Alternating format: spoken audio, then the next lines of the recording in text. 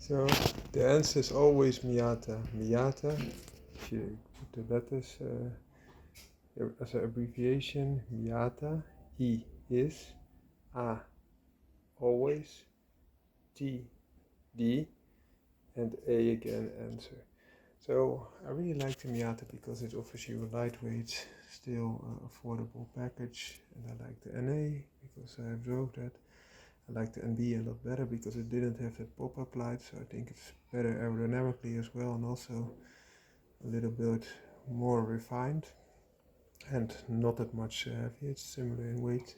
Then came the NC, which was more of a grown-up Miata, and in my opinion it was not what I liked the most.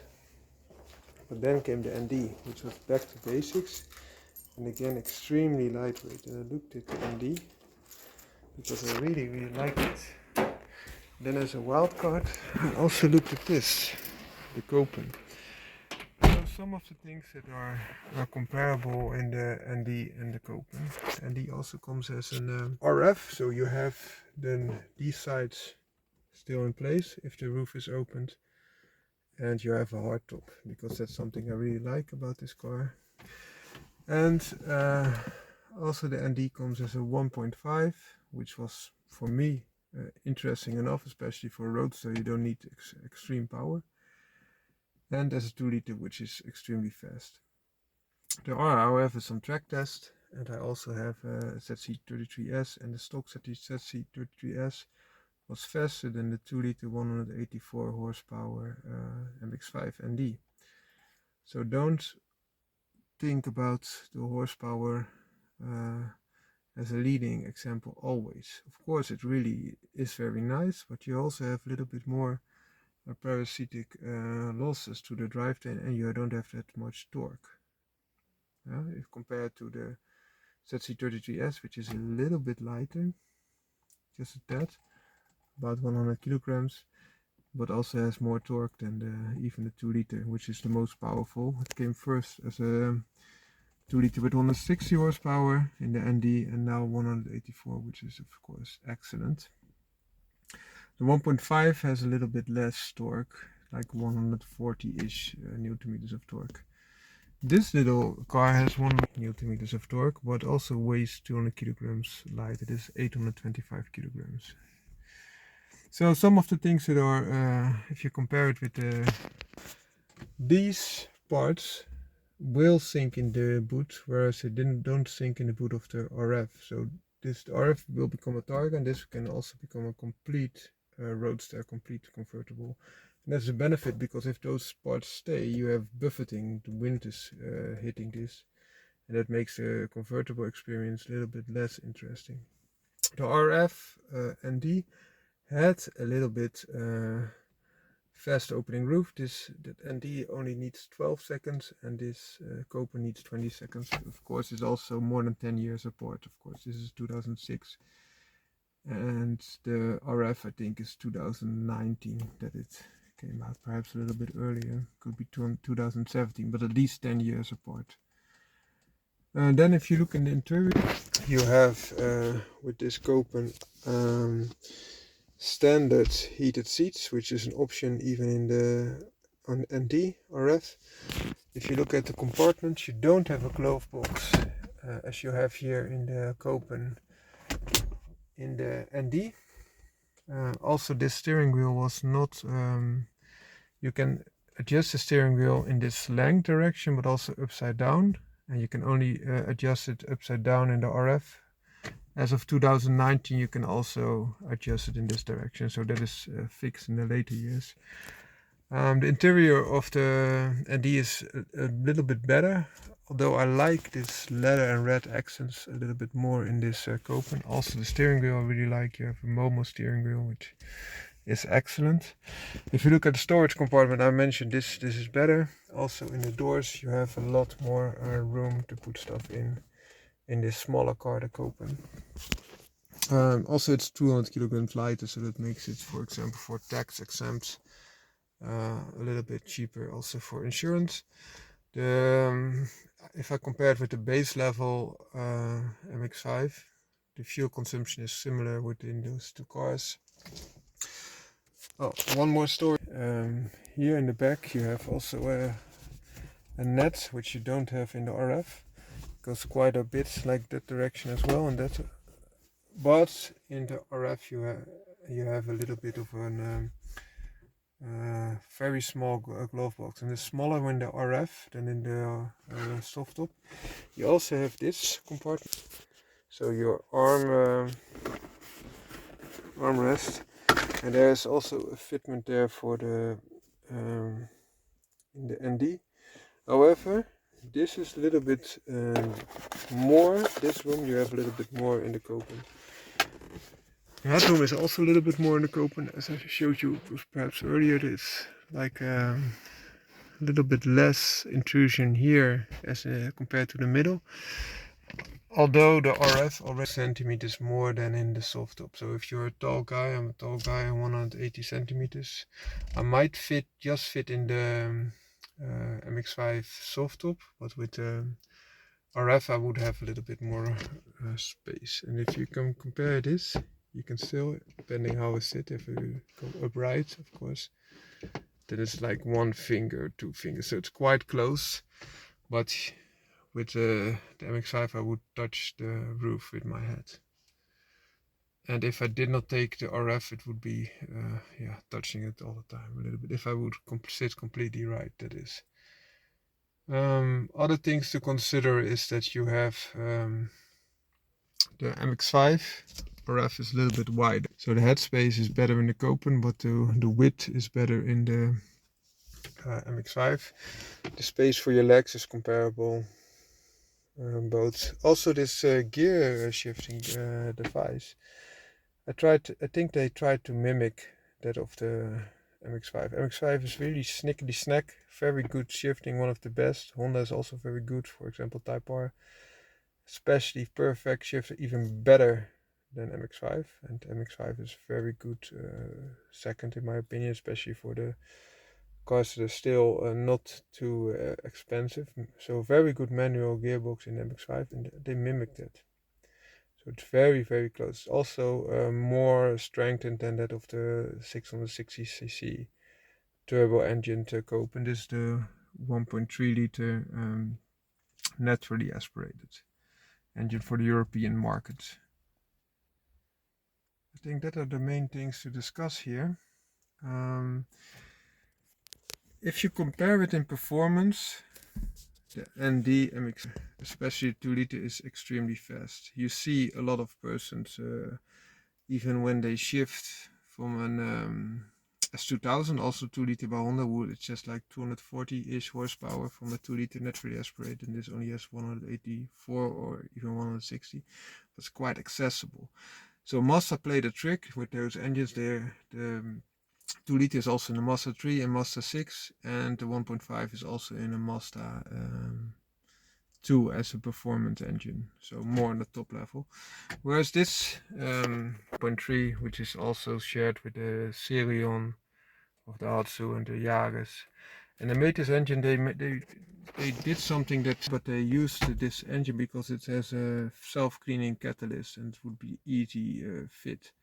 And also because this car is extremely light, this would be sufficient. But they could also had the Serion 1.3 liter engine with 102 to 110 horsepower. This only has 86, 87 horsepower.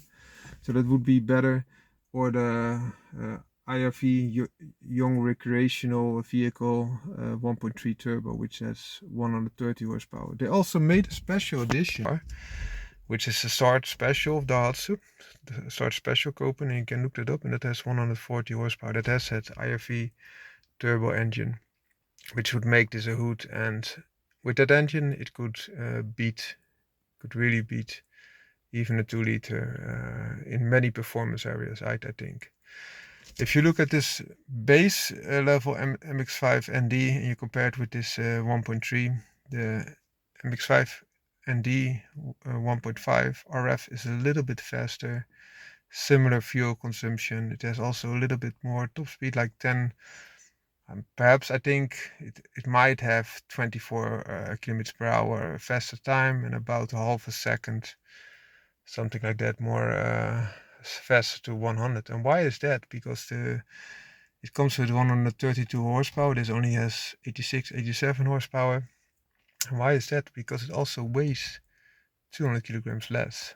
And because the engine is at the front, and grip is not that much of an issue because it's not that powerful, you have less parasitic loss, because also in a Mazda the engine is in the front, but then it goes through the car like it is this tunnel where there's a drive shaft and then goes to the back wheel, so it loses a lot more horsepower along the way due to parasitic loss. Also, if you count the Newton meters, so the torque per kilograms, this 1.3 even has more Newton meters per kilogram than that of the MX-5 1.5 ND. That's funny, huh? So that's something to consider. Still, the MX-5 ND will be a faster car and also faster top speed. It will also be a lot more mature type of car. There are some other things to consider. One of the things is that if you have this road presence, it's less serious than it of the MX-5. So that's one side. Also, I like the MX-5 ND. If you look at the looks, I like it a lot more. The interior, I think, for such an old car, this might be even better. If you compare it with an NB or NC MX-5, I think you will be hard pressed to find such a nice interior there, especially for the price, because this came quite loaded to begin with, also with the heated seats, for example, and this movement that you could adjust the steering wheel as you wanted it to be. And also you have a little bit more storage room. The width, however, and the length is a lot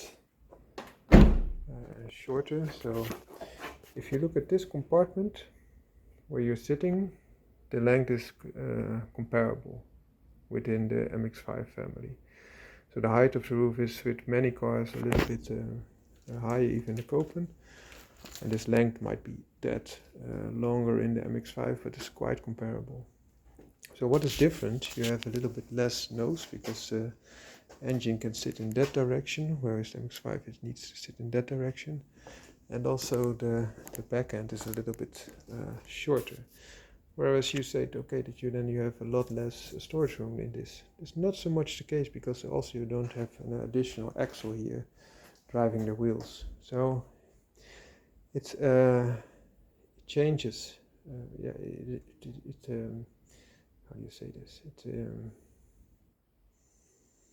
balances itself out. So what if you have a look at the MX-5 ND? This part will always stay there, and so if you put it in the trunk, you will have with the ND a lot more storage room, because you don't have to store this part of the roof, only this part with the small end. It just lifts over it and then goes like this.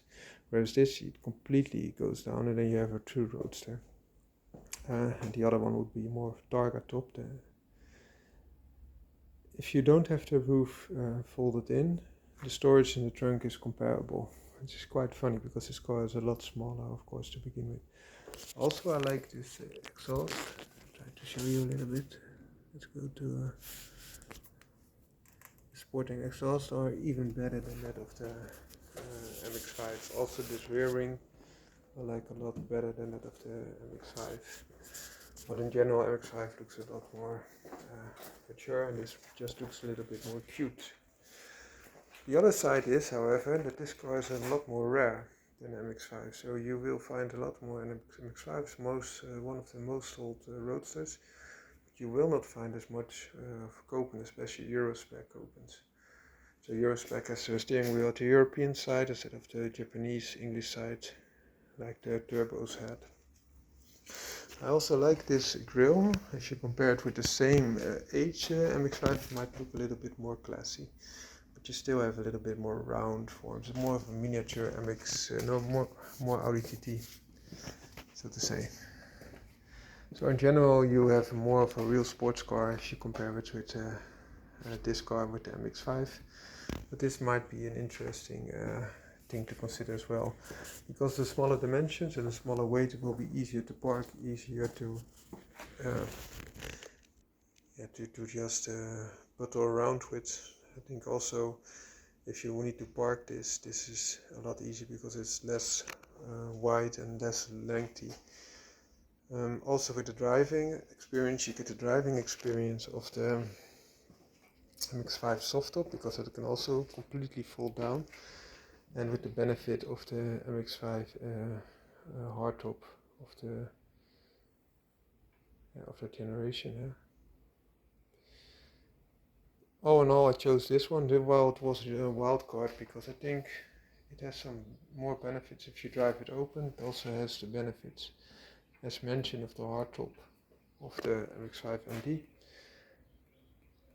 And it is a lot rarer, so I can always get my hands on another MX-5 MD, because it's quite a popular car, whereas it will be quite hard to find in the later stage of my life something like this again.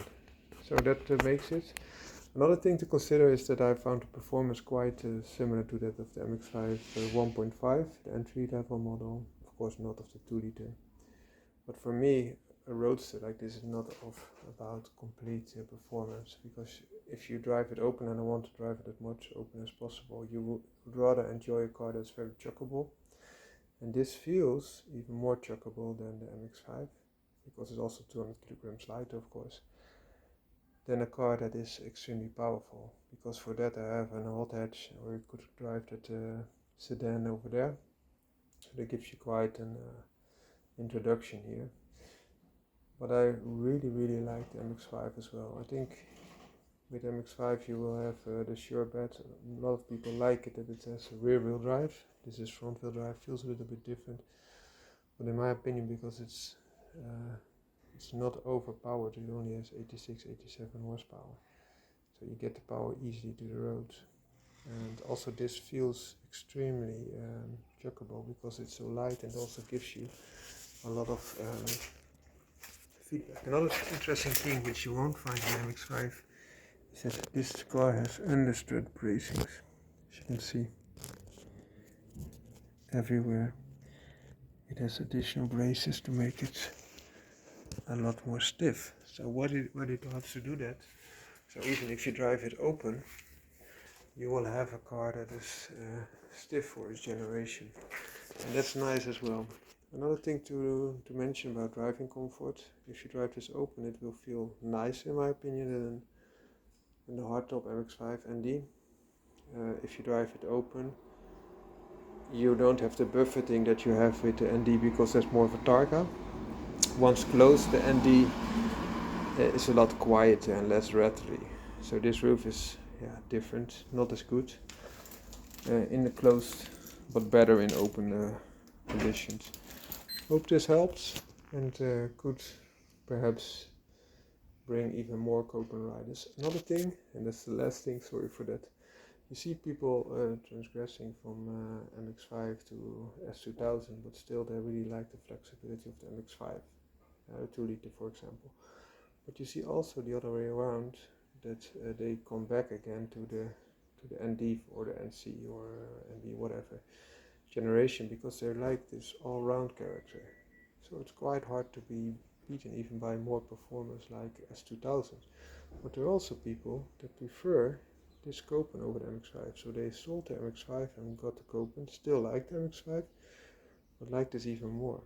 For its specific niche target, that you want to have a coupe cabriolet, so a hardtop coupe and a cabriolet, this might be even better. It's also lighter, more chuckable.